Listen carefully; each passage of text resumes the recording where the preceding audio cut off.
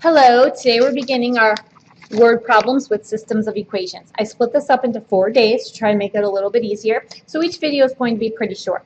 Today we're going to talk about elimination and substitution. Now remember, we're looking for 2 variables and 2 equations. So let's just go ahead and get started. It costs $4 to make a small pizza that sells for $12. It costs $6 to make a large pizza that sells for $15. So we have 2 variables. We have small pizzas and large pizzas, so S and L. We have the cost of it, and we have how much it sells for. It says in 1 week, the restaurant spent $1,100 making pizza. So we know it costs $4 for a small pizza, and it costs $6 to make a large pizza, and we know they spent $1,100. So that takes care of this one, and this one. Now, the small pizza sells for $12. The large pizza sells for $15, and the restaurant sold $2,910. These are our 2 equations with our 2 variables. The easiest way to solve this problem is by elimination. So I'm going to go ahead and eliminate the s's by multiplying the top equation by -3.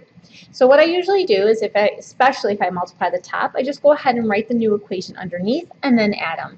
So I get -12s minus 18L equals -3,300. I'm going to add these 2 equations together. My s's cancel out. I get -3L equals -390. L is then 130. But let's read the problem. It says how many small pizzas were sold. So I don't care about how many large pizzas were sold. I'm going to take my large pizzas, plug it in, and solve for S. So 4S plus 6 times 130 equals 1,100.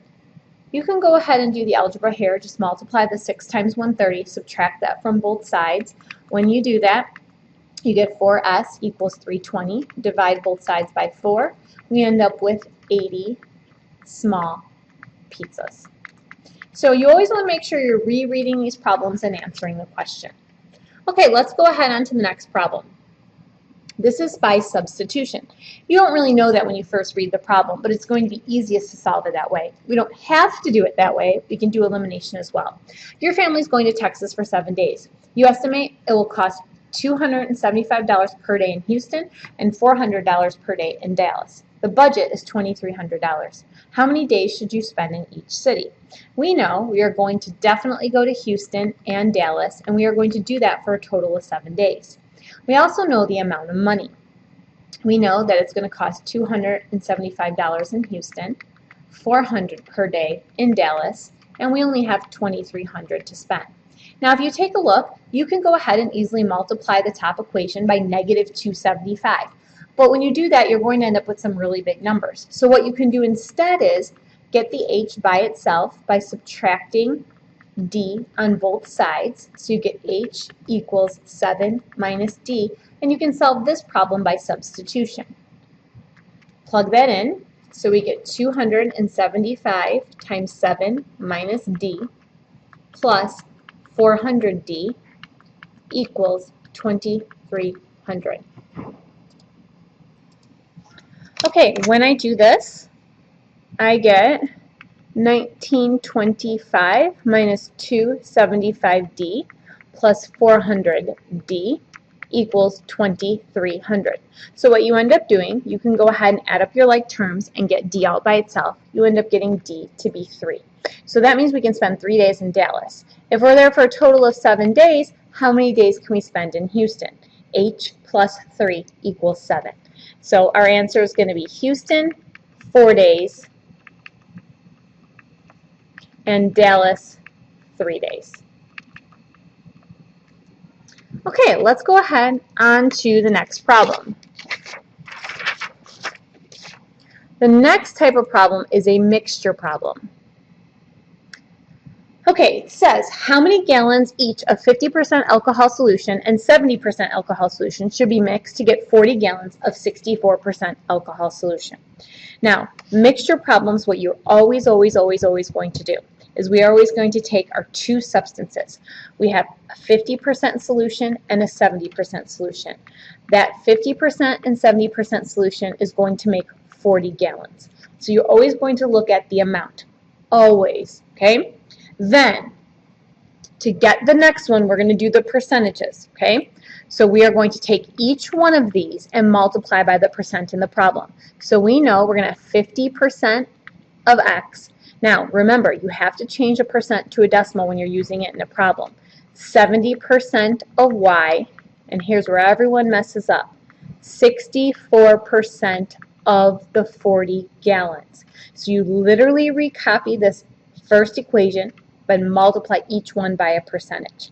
Now, when I solve this, what I do is I like to get rid of the decimal. So I'm going to multiply the second equation by 100, and I'm going to multiply the top by negative 50. That way, I'll be able to get rid of my x's.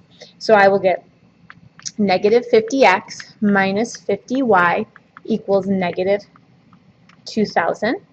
Then I will get 50x plus 70y equals 2560.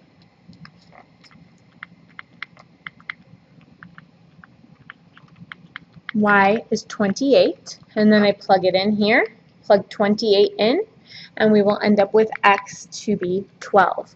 So how do you write the answers? Well, we are going to have 12 gallons of the 50% solution and 28 gallons of the 70% solution. Now for the you-try, I'm going to have you try a mixture problem on your own, but I'm going to help you with the setup. It doesn't look like a mixture problem because now we're talking about dollars, but this is another form of a mixture problem. So it says in a candy shop, chocolate which sells for $4 a pound is mixed with nuts which are sold for $2.50 a pound.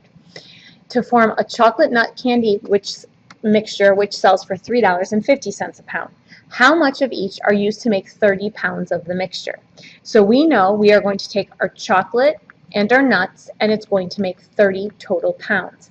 Now what you're going to do is you're going to take each dollar amount for the second equation and multiply by each one of these. So $4 of the chocolate, $3.50 for the nuts, and a total of $3.50 for the 30 pounds. So look at what I did. I just took this exact equation and multiplied it by dollar, dollar, dollar. Go ahead and solve this problem on your own. If you have questions, comments, or concerns, go ahead, write it on the bottom of the paper, and I'll see you tomorrow in class.